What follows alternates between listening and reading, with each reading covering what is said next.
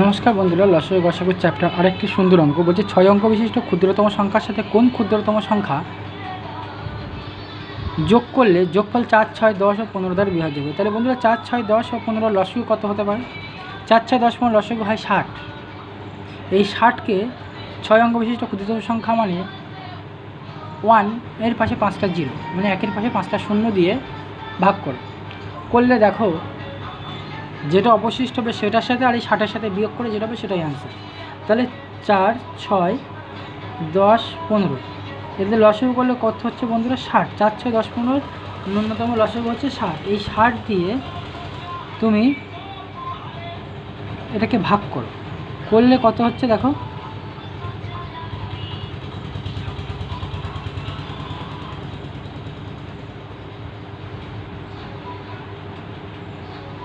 এরকম চলতে থাকে, মানে বারবার এই তোমার আবার একটা শূন্য আসলো,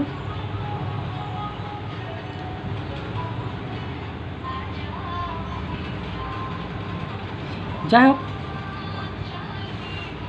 এরকম লাস্টে অবশিষ্ট থাকবে 40। 40-এর সাথে তুমি কি করো দেখো, এই যে 400, আবার এই শূন্য নামলে 400 যাই হয় যতগুলোই শূন্য আসুক না এরকম ক্ষুদ্রতম সংখ্যার ক্ষেত্রে এই যে এইটার সাথে এইটার যে ডিফারেন্স, যে 60 লসাগুর সাথে যে অবশিষ্ট যে হয়েছে এইটার ডিফারেন্স 20, অর্থাৎ এইটার সাথে যদি আমি 20 যোগ করি 5 অঙ্কের ক্ষুদ্রতম সংখ্যার সাথে কি 6 অঙ্কের ক্ষুদ্রতম সংখ্যার সাথে, তাহলে কী হবে সেটা তুমি 60 দিয়ে ভাগ করতে পারবে।